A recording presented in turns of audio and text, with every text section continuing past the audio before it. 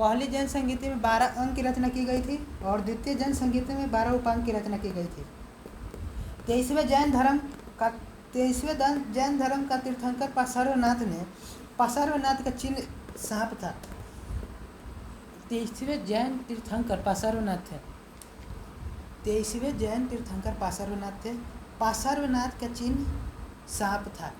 23वें जैन तीर्थंकर पार्श्वनाथ थे और पार्श्वनाथ का चिन्ह सांप था। 24वें जैन तीर्थंकर पार्श्वनाथ, क्वेश्चन पूछ देगा कि पार्श्वनाथ का चिन्ह क्या था। 23वें जैन तीर्थंकर पार्श्वनाथ का चिन्ह क्या था, तो सांप था। 23वें जैन तीर्थंकर पार्श्वनाथ का चिन्ह क्या था, तो सांप था। 23वें जैन तीर्थंकर पार्श्वनाथ का चिन्ह क्या था, तो सांप था। और 24वें जैन तीर्थंकर महावीर स्वामी थे। 24वें जैन तीर्थंकर महावीर स्वामी थे, इनका चिन्ह था सिंह। 24वें जैन तीर्थंकर महावीर स्वामी थे एंड लास्ट जैन तीर्थंकर महावीर स्वामी थे। तो 24वें जैन तीर्थंकर महावीर स्वामी थे, इनका चिन्ह सिंह था। और 23वें जैन तीर्थंकर पार्श्वनाथ थे, इनका चिन्ह सांप था। 23वें जैन तीर्थंकर पार्श्वनाथ थे, इनका चिन्ह सांप था। 23वें जैन तीर्थंकर पार्श्वनाथ थे, इनका चिन्ह सांप था। 24वें जैन तीर्थंकर महावीर स्वामी थे, इनका चिन्ह था सिंह। 23वें जैन, फिर से रिपीट करते हैं। 23वें जैन तीर्थंकर पार्श्वनाथ थे, इनका चिन्ह था सांप। और 24वें जैन तीर्थंकर महावीर स्वामी थे, इनका चिन्ह था सिंह। अब जैन धर्म समाप्त होता है और बौद्ध धर्म की ओर बढ़ते हैं। बौद्ध धर्म में बेसिकली महात्मा बुद्ध के बारे में बताया गया है और बौद्ध धर्म महात्मा बुद्ध ही के नाम पर बना है। महात्मा बुद्ध नहीं रहते तो बौद्ध धर्म नहीं आता। और तो महात्मा बुद्ध का जन्म नेपाल के लुम्बिनी में हुआ था। क्वेश्चन पूछ देगा कि महात्मा बुद्ध का जन्म कहाँ हुआ था, तो नेपाल के लुम्बिनी में महात्मा बुद्ध का जन्म हुआ था। महात्मा बुद्ध का जन्म नेपाल के लुम्बिनी में हुआ था। इनके पिता का नाम सुधोधन था। महात्मा बुद्ध के पिता का नाम सुधोधन था और माता का नाम गौतमी था। महात्मा बुद्ध के पिता का नाम सुधोधन था। महात्मा बुद्ध के पिता का नाम सुधोधन था और माता का नाम गौतमी था। महात्मा बुद्ध के पिता का नाम सुधोधन था। महात्मा बुद्ध के पिता का नाम सुधोधन था और माता का नाम गौतमी था। और महात्मा बुद्ध के पिता का कुल था शाक्य कुल। तो शाक्य कुल महात्मा बुद्ध को कहा जाता है। शाक्य कुल महात्मा बुद्ध को कहा जाता है। पत्नी यशोधरा थी। महात्मा बुद्ध शाक्य कुल से थे। महात्मा बुद्ध शाक्य कुल से थे। क्वेश्चन पूछेगा कि महात्मा बुद्ध किस कुल से थे, तो महात्मा बुद्ध शाक्य कुल से थे। महात्मा बुद्ध शाक्य कुल से थे और महात्मा बुद्ध शाक्य कुल से थे। और महात्मा बुद्ध के पिता का नाम सुधोधन था और माता का नाम गौतमी था। सॉरी मिस्टेक हो गया।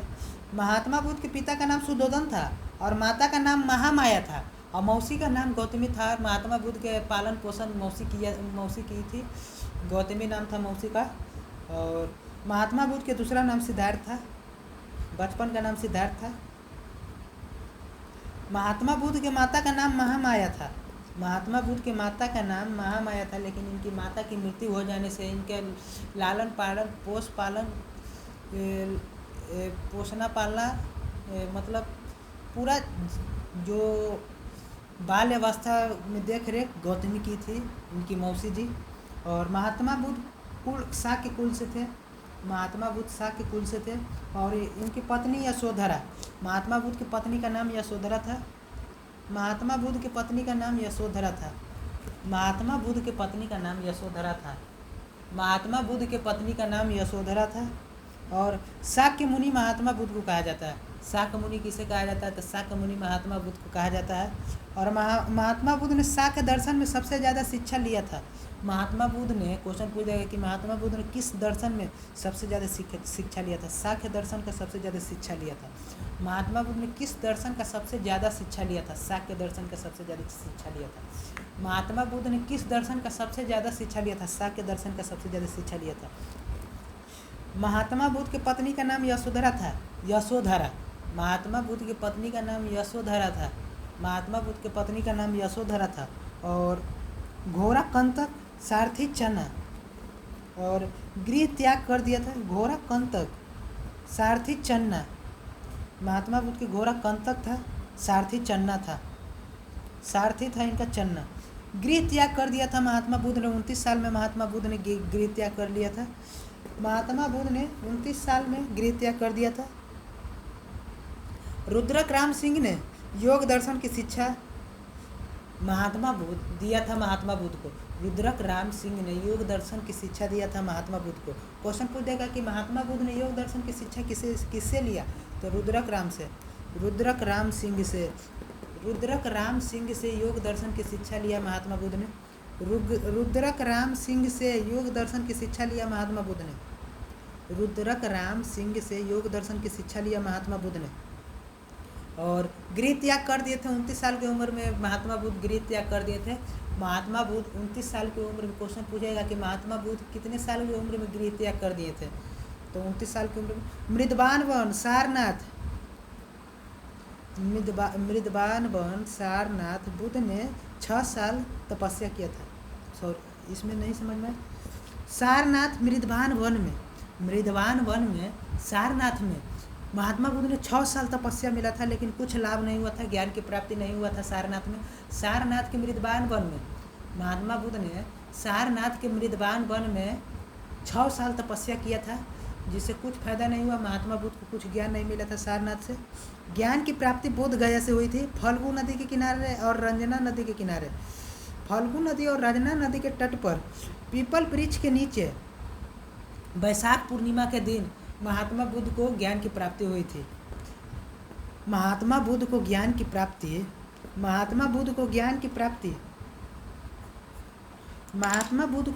प्राप्ति फल्गु नदी और निरंजना नदी के तट पर। फल्गु नदी का दूसरा नाम, अभी करेंट नाम है निरंजना नदी। फल्गु नदी या निरंजना नदी के तट पर पीपल वृक्ष के नीचे वैशाख पूर्णिमा के दिन। फल्गु नदी या निरंजना नदी के तट पर पीपल वृक्ष के नीचे वैशाख पूर्णिमा के दिन महात्मा बुद्ध को ज्ञान की प्राप्ति हुई थी। ज्ञान प्राप्ति के बाद सबसे पहला उपदेश महात्मा बुद्ध को ज्ञान प्राप्ति के बाद सबसे पहला उपदेश सारनाथ में दिए थे, पाली भाषा में। और पाली भाषा क्लिष्ट भाषा नहीं थी, लेकिन प्रकृत भाषा क्लिष्ट भाषा थी। क्लिष्ट मतलब कठोर भाषा थी, क्लिष्ट भाषा थी। पाली भाषा क्लिष्ट भाषा नहीं थी, इसलिए बौद्ध धर्म का बहुत प्रचलन हुआ था, जैन धर्म का प्रचलन कम हुआ था प्राकृत भाषा के चलते। और ज्ञान प्राप्ति हुआ थी महात्मा बुद्ध को बोध गया में, फल्गु नदी या निरंजना नदी के तट पर पीपल वृक्ष के नीचे वैशाख पूर्णिमा के दिन महात्मा बुद्ध को ज्ञान की प्राप्ति हुई थी। और ज्ञान की प्राप्ति होने के बाद सबसे पहला उपदेश दिया था सारनाथ में, पाली भाषा में उपदेश दिया था। सबसे पहला क्वेश्चन पूछ देगा महात्मा बुद्ध ने सबसे पहला उपदेश कहाँ दिया था, तो सारनाथ में। किस भाषा में दिया था, तो पाली भाषा में। महात्मा बुद्ध ने सबसे पहला उपदेश कहाँ दिया था, सारनाथ में। किस भाषा में दिया था, पाली भाषा में। बरसात के समय श्रावस्ती चले जाते हैं। महात्मा बुद्ध बरसात के समय श्रावस्ती चले जाते हैं। यूपी का ही जगह है श्रावस्ती। महात्मा बुद्ध बरसात के समय बरसात जब आता है श्रावण के समय, महात्मा बुद्ध बरसात के समय श्रावस्ती चले जाते हैं। यूपी का ही एक जगह है श्रावस्ती, वहीं पर चले जाते हैं। तो क्वेश्चन पूछ देगा कि महात्मा बुद्ध बरसात के समय कहाँ चले जाते थे, तो श्रावस्ती, यूपी का एक जगह है श्रावस्ती, वहीं चले जाते थे। श्रावस्ती में ही महात्मा बुद्ध ने सबसे ज़्यादा समय बिताया था। महात्मा बुद्ध बरसात के समय श्रावस्ती चले जाते हैं। यूपी का ही एक जगह है श्रावस्ती, और श्रावस्ती में ही सबसे ज़्यादा महात्मा बुद्ध समय बिताए थे। तो क्वेश्चन पूछेगा कि सबसे ज़्यादा समय महात्मा बुद्ध कहाँ बिताए थे, तो श्रावस्ती में। क्वेश्चन पूछेगा कि महात्मा बुद्ध सबसे ज़्यादा समय कहाँ बिताए थे, श्रावस्ती में। क्वेश्चन पूछेगा कि महात्मा बुद्ध सबसे ज़्यादा समय कहाँ बिताए थे, तो श्रावस्ती में।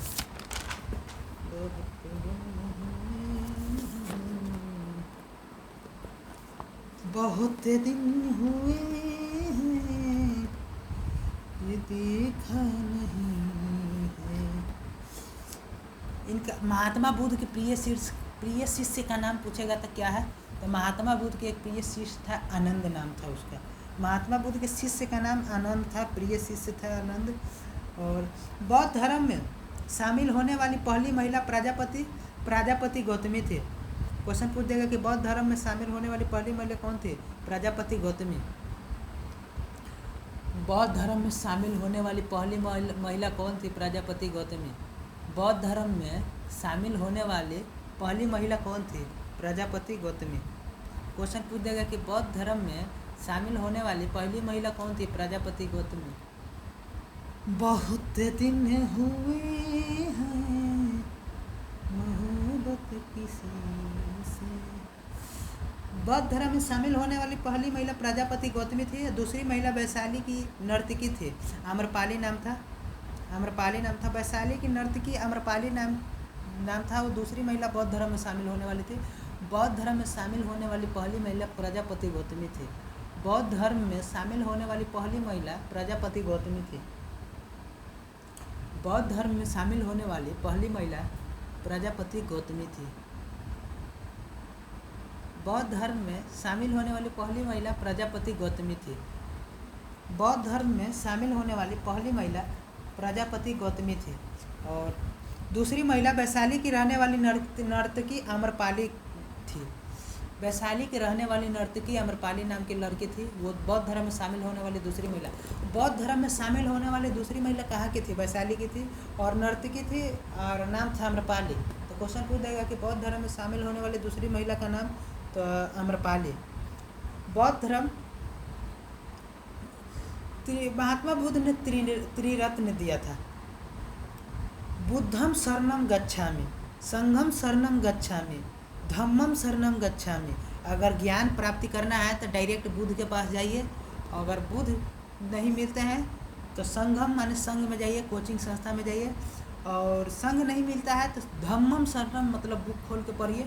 और कोई चीज़ के ज्ञान की प्राप्ति करना है तो मान लीजिए बौद्ध धर्म ज्ञान की प्राप्ति करना है तो अभी बुद्ध भगवान जिंदा नहीं है तो हम कहाँ जाएंगे? संघ में, मतलब कोचिंग संस्था में जाएंगे बुद्ध धर्म के ज्ञान की प्राप्ति करने के लिए। तो संगम शरणम गच्छामि, कोचिंग संस्था को संगम शरणम गच्छामि। और बुद्धम शरणम गच्छामि, बुद्धम शरणम मतलब खुद भगवान बुद्ध उस समय ज्ञान देते थे तो उसे बुद्धम शरणम गच्छामि। अगर बुद्ध धर्म के ज्ञान, बौद्ध धर्म के ज्ञान प्राप्त करना है तो बुद्धम शरणम गच्छामि फर्स्ट प्रायोरिटी।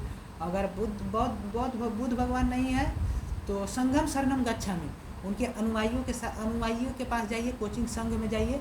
और वो भी नहीं मिलता है तो धम्मम शरणम गच्छामि मतलब बुक किताब से पढ़िए और ज्ञान प्राप्त करिए। तो महात्मा बुद्ध ने त्रिरत्न दिया था।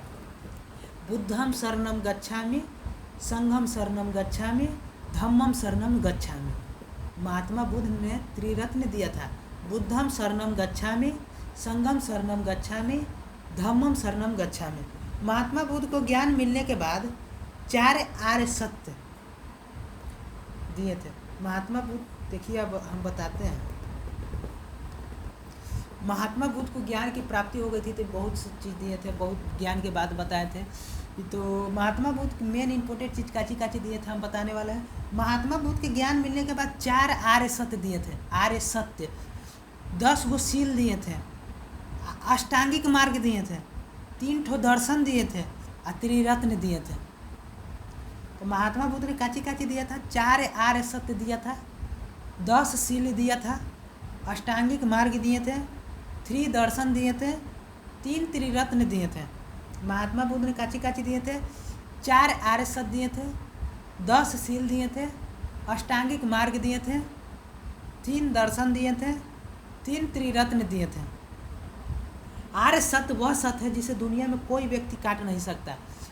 4 आर्य सत्य दिए थे। आर्य सत्य वह सत्य है, आर्य सत्य का मतलब हम समझा रहे हैं। आर्य सत्य वह सत्य को कहा जाता है जिसे दुनिया में कोई व्यक्ति नहीं काट सकता है। बस लिखा गया, बिल पास हो गया तो हो गया, इसे कोई नहीं काट सकता है, इसे आर्य सत्य कहते हैं। आर्य सत्य उसे कहते हैं, वह सत्य को कहते हैं जिसे कोई नहीं काट सकता है, उसे आर्य सत्य कहते हैं। वैदिक काल का षष्ठ दर्शन। महात्मा बुद्ध 3 दर्शन दिए थे। दर्शन मतलब विचार कहा जाता है, अपना विचार प्रकट किए थे। तो महात्मा बुद्ध 3 दर्शन दिए थे। अनेश्वरवाद, शून्यवाद, क्षणिकवाद। महात्मा बुद्ध ने 3 दर्शन दिए थे। बरदर्शन मतलब विचार होता है, अपना विचार प्रकट करना। तो महात्मा बुद्ध ने 3 दर्शन दिए थे। अनेश्वरवाद, शून्यवाद, क्षणिकवाद। अनेश्वरवाद, शून्यवाद, क्षणिकवाद। महात्मा बुद्ध ने 3 दर्शन दिए थे। अनेश्वरवाद, शून्यवाद, क्षणिकवाद। आत्मा को तर्पाने के लिए संलेखना विधि जैन धर्म ने दिया था। आत्मा को तर्पाने के लिए संलेखना विधि जैन धर्म दिए थे। जैन धर्म में संलेखना विधि से आत्मा को तर्पाकर मृत्यु को प्राप्त किया जाता था। मृत्यु होता था, जैसे कोई आदमी की मृत्यु के समय पर है तो उसे संलेखना विधि अपनाया जाता था। संलेखना विधि में ऐसे भूख, खाना पीना सब छोड़ दिया जाता था। आत्मा को तड़पा कर आत्मा तड़पते तड़पते जैसे शरीर त्याग देता था, तो उसे संलेखना विधि कहते थे। तो आत्मा को तड़पाने के लिए संलेखना विधि जैन धर्म ने दिया था। और इच्छा को कंट्रोल करने के लिए अष्टांगिक मार्ग बौद्ध धर्म ने दिया था। अष्टांगिक मार्ग का बेसिकली मतलब यह है कि इच्छा को कंट्रोल करिए, इच्छा को ज़्यादा विस्तार मत करिए, इच्छा को अपने आप बस में करिए, तो उसे अष्टांगिक मार्ग कहते हैं। आत्मा को तड़पाने के लिए संलेखना विधि जैन धर्म ने दिया था। आत्मा को तड़पाने के लिए संलेखना विधि जैन धर्म ने दिया था। तो आत्मा को कंट्रोल करने के लिए, विचार को कंट्रोल करने के लिए अष्टांगिक मार्ग बौद्ध धर्म ने दिया था। और आत्मा को कंट्रोल करने के लिए क्वेश्चन पूछ देगा कि आत्मा को कंट्रोल करने के लिए अष्टांगिक मार्ग किसने दिया था, तो बौद्ध धर्म ने। और संलेखना विधि किसने दिया था, तो जैन धर्म ने। आत्मा को कंट्रोल करने के लिए अष्टांगिक मार्ग बौद्ध धर्म ने दिया था और संलेखना विधि जैन धर्म ने दिया था।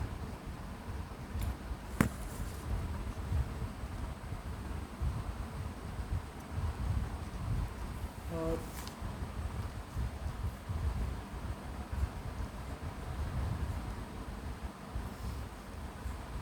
बौद्ध धर्म के पहला त्रिरत्न बुद्ध थे। बौद्ध धर्म के पहला त्रिरत्न बुद्ध थे। बुद्ध त्रिरत्न में उन्हीं को यह अवसर प्राप्त था। बुद्ध त्रिरत्न में उन्हीं को यह अवसर प्राप्त था जो महात्मा बुद्ध के समकालीन थे। बुद्ध त्रिरत्न में उन्हीं को यह अवसर प्राप्त था जो महात्मा बुद्ध के समकालीन थे। समकालीन का मतलब होता है दोनों व्यक्ति एक ही समय में रह रहे हो, उसे समकालीन कहते हैं। समकालीन का मतलब होता है जब दोनों व्यक्ति एक ही साथ चल रहा है तो उसे समकालीन कहते हैं। जब दोनों व्यक्ति एक साथ ज़िंदगी जी रहा है तो उसे समकालीन कहते हैं। और रत्न, बुद्ध भगवान का रत्न, त्रिरत्न था, पावापुरी में महात्मा बुद्ध को शिष्य चंदू, पावापुरी में महात्मा बुद्ध को शिष्य चंदू नाम के व्यक्ति ने जहरीला मशरूम खिला दिया था। महात्मा बुद्ध को पावापुरी में तबीयत खराब होने लगी। बाद में उन्हें लेकर श्रावस्ती ले जाने का सोचा गया, लेकिन बीच राह में ही कुशीनगर में मल्ल महाजनपद में 483 ईसा पूर्व महापरिनिर्वाण मतलब मृत्यु प्राप्त हो गया था महात्मा बुद्ध को। पावापुरी जब गए थे महात्मा बुद्ध तो वहाँ पर चंदू नाम के शिष्य, चंदू नाम के उनका एक शिष्य था, उसने जहरीला मशरूम खिला दिया था। तो वहाँ पर उनका तबीयत खराब होने लगा, तो इनको श्रावस्ती ले जाने को सोचा गया।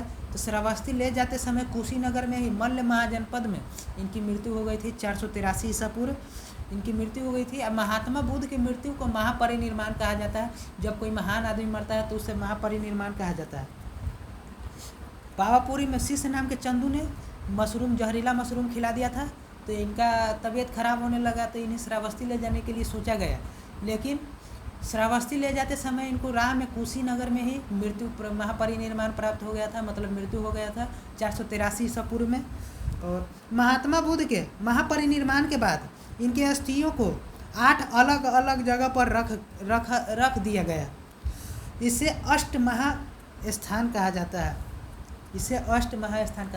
महात्मा बुद्ध के महापरिनिर्वाण के बाद इनके अस्थियों को 8 अलग अलग जगह पर रख दिया गया था। 8 अलग अलग जगह पर रख दिया गया था जहाँ पर महात्मा बुद्ध गए थे। अधिकतर जहाँ गए थे वहाँ पर रख दिया गया और इसे अष्ट महास्थान कहा गया था। इसे अष्ट महास्थान कहा गया था। महात्मा बुद्ध के महापरिनिर्वाण के बाद इनके अस्थियों को 8 अलग अलग जगह पर रखा गया था। इसे अष्ट महास्थान पर रखा गया था। बौद्ध धर्म पहली संगीति, बौद्ध धर्म का महात्मा बुद्ध की मृत्यु हो गया तो बौद्ध धर्म की संगीति होने लगा, सम्मेलन होने लगा। सम्मेलन मतलब बौद्ध धर्म के जितने भिक्षुक थे एक जगह आकर खुद में जिसे सम्मेलन करते थे, बहुत बड़ा सम्मेलन होता था। और बौद्ध धर्म की पहली सम्मेलन हुआ था, मतलब संगीत ही हुआ था 483 ईसा पूर्व राजगीर में हुआ था। 483 ईसा पूर्व राजगीर में हुआ था। बौद्ध धर्म की पहली संगीति 483 ईसा पूर्व राजगीर में हुआ था। बौद्ध धर्म की दूसरी संगीति 383 ईसा पूर्व वैशाली में हुआ था। बौद्ध धर्म की दूसरी संगीति 383 ईसा पूर्व वैशाली में हुआ था। बौद्ध धर्म की तीसरी संगीति 255 ईसा पूर्व पाटलिपुत्रा में हुआ था। बौद्ध धर्म की तीसरी संगीति 255 ईसा पूर्व पाटलिपुत्रा में हुआ था। बौद्ध धर्म की तीसरी संगीति 255 ईसा पूर्व पाटलिपुत्रा में हुआ था। बौद्ध धर्म की तीसरी संगीति 255 ईसा पूर्व पाटलिपुत्रा में हुआ था। अब बौद्ध धर्म की चौथी संगीति प्रथम सदी में हुआ था। बौद्ध धर्म की चौथी संगीति प्रथम सदी में हुआ था। बौद्ध धर्म की प्रथम संगीति चौथी सदी में हुआ था। बौद्ध धर्म की बौद्ध धर्म की चौथी संगीति प्रथम सदी में हुआ था, कुंडलवन कश्मीर में। कुंडलवन कश्मीर में क्वेश्चन पूछेगा, बौद्ध धर्म में पहली संगीति 483 ईसा पूर्व राजगीर में हुआ था। बौद्ध धर्म में पहली संगीति 483 ईसा पूर्व राजगीर में हुआ था। बौद्ध धर्म में पहली संगीति 483 ईसा पूर्व राजगीर में हुआ था। दूसरी संगीति 383 ईसा पूर्व वैशाली में हुआ था। बौद्ध धर्म में दूसरी संगीति 383 ईसा पूर्व वैशाली में हुआ था। बौद्ध धर्म में तीसरी संगीति 255 ईसा पूर्व वैशाली में हुआ था। और बौद्ध धर्म की चौथी संगीति प्रथम सदी में हुआ था, कुंडलवन कश्मीर में। कुंडलवन कश्मीर में बौद्ध धर्म की पहली संगीति 483 ईसा पूर्व राजगीर में हुआ था।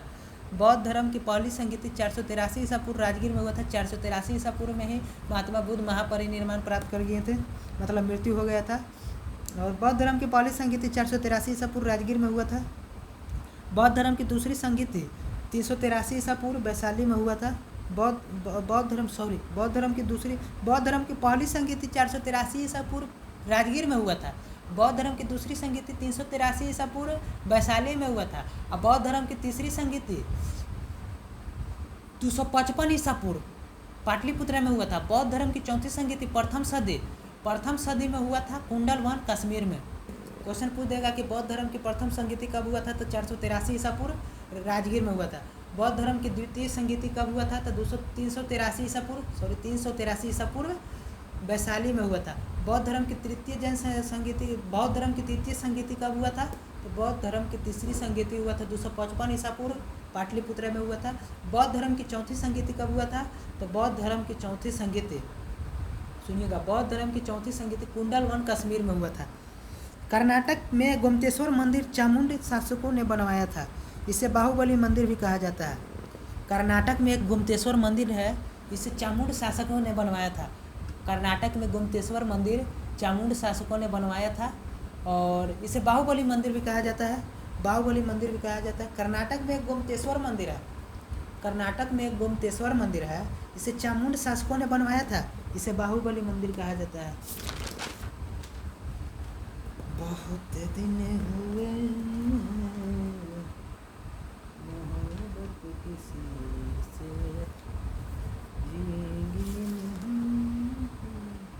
कर्नाटक में गोमतेश्वर मंदिर चामुंड शासकों ने बनवाया था, इसे बाहुबली मंदिर भी कहा जाता है।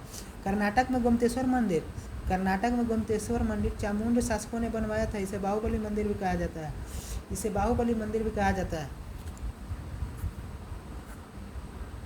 कर्नाटक में गोमतेश्वर मंदिर चामुंड शासकों ने बनवाया था, इसे बाहुबली मंदिर भी कहा जाता है। कर्नाटक में गोमतेश्वर मंदिर चामुंड शासकों ने बनवाया था, इसे बाहुबली मंदिर भी कहा जाता है। कर्नाटक में गोमतेश्वर मंदिर बाहुबली ने। कोसल की राजधानी श्रावस्ती में है। कोसल की राजधानी कहाँ है, तो श्रावस्ती में है।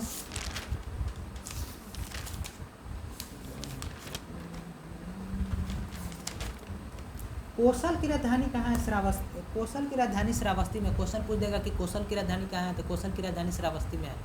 कोसल की राजधानी कहाँ है, तो श्रावस्ती में। सर एडविन एल्ड्रानोड की लाइट ऑफ एशिया पुस्तक में सर एडविन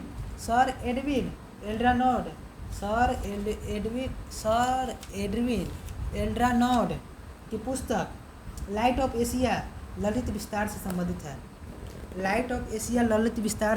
है।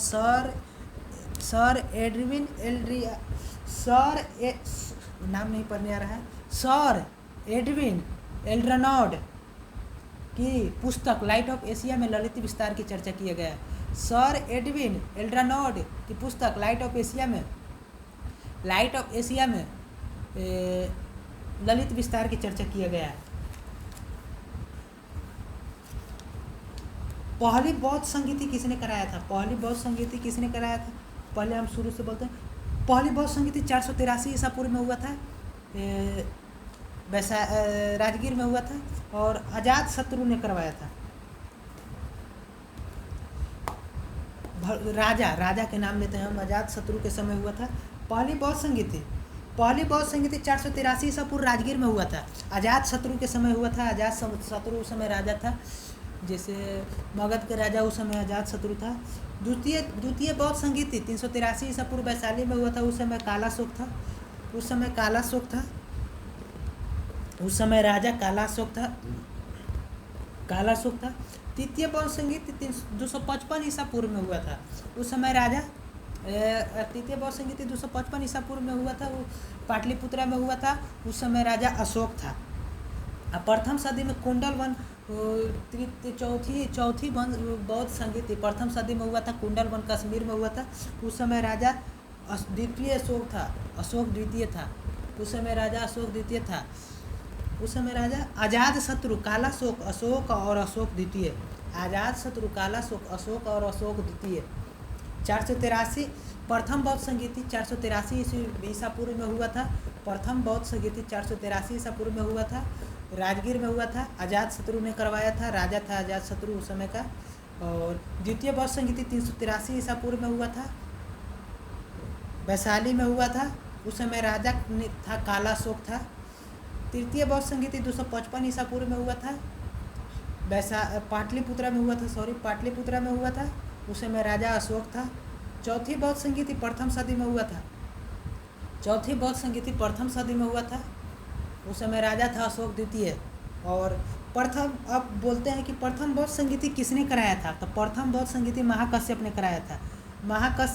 द्वितीय बौद्ध संगीति साबक मीर ने कराया था। और तृतीय बौद्ध संगीति मोगलीपोतिस ने कराया था। और चौथी बौद्ध संगीति वसुमित्र ने कराया था।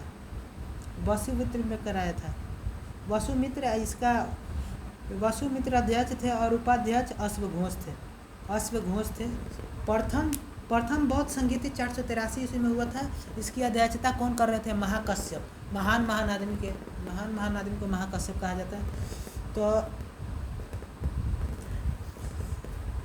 प्रथम बौद्ध संगीति 483 ईसा पूर्व में हुआ था। राजगीर में हुआ था। अजात शत्रु के समय इसकी अध्यक्षता महाकश्यप कर रहे थे। द्वितीय बौद्ध संगीति 383 ईस्वी में 383 ईसा पूर्व में हुआ था। द्वितीय बौद्ध संगीति 383 ईसा पूर्व में हुआ था और वैशाली में हुआ था। इसके राजा थे कालाशोक। और कालाशोक इसकी द्वितीय बौद्ध संगीति की अध्यक्षता साबक मीर था। द्वितीय बौद्ध संगीति की अध्यक्षता साबक मीर था। और तृतीय बौद्ध संगीति 255 ईसा पूर्व में हुआ था। पाटलिपुत्रा में हुआ था। अशोक ने करवाया था। इसमें मोगलीपोतिस अध्यक्षता कर रहे थे। तृतीय बौद्ध संगीति की अध्यक्षता मोगलीपोतिस कर रहे थे। अब चौथी बौद्ध संगीति प्रथम सदी में हुआ था। कुंडलवन में हुआ था। कुंडलवन के कश्मीर में हुआ था। और इसकी अध्यक्षता वसुमित्र कर रहे थे और इनका उपाध्यक्ष अश्वघोष थे। महाकश्यप साबक मीर मोगलीपोतिस और वसुमित्र।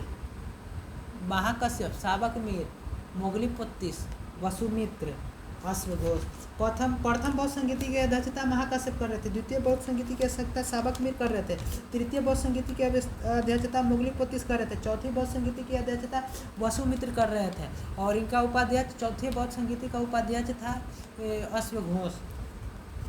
प्रथम बौद्ध संगीति की अध्यक्षता महाकश्यप कर रहे थे। द्वितीय बौद्ध संगीति की अध्यक्षता साबक मीर कर रहे थे। तृतीय बौद्ध संगीति की अध्यक्षता मोगलीपोतिस कर रहे थे। चौथी बौद्ध संगीति की अध्यक्षता वसुमित्र कर रहे थे और उपाध्यक्ष अश्वघोष थे। तो पहली बौद्ध संगीति की अध्यक्षता तो आज के लिए इतना ही। बेसिकली हम खान सर के नोट्स से रिवीजन करते हैं और खान सर के यहाँ हम क्लास जाते हैं और यूपीएससी का तैयारी कर रहे हैं। अभी हम पटना के मुसल्लेपुर हाट में रहते हैं और यही मेरा रूम है, इसी में पढ़ते हैं और लाइब्रेरी भी जाते हैं। और खान सर के यहाँ जाते हैं, वीडियो बनाते हैं रात के अभी 12 बज रहा है तो यही हम वीडियो बना रहे हैं। और तो बने रहे वीडियो में लेटेस्ट। और वीडियो रिवीजन का है और इससे फ़ायदा होता है यही कि फ़ायदा तो होगा कि सोते समय इसका केवल ऑडियो डाउनलोड कर सोते समय केवल ऑडियो सुनना है और सो जाना है। ऑडियो हेडफोन लगाकर ऑडियो सुनना है, सो जाना है। और बहुत फ़ायदा करता है ऑडियो सुनने से। डायरेक्ट क्वेश्चन याद आता है, क्योंकि सोते समय बहुत थॉट आता है माइंड में, तो ऑडियो लगा लेने से थॉट नहीं आएगा और अच्छा विचार जिसे याद होगा, कंसंट्रेट माइंड रहेगा। ठीक है, thank you all of you. Like करें, शेयर करें, सब्सक्राइब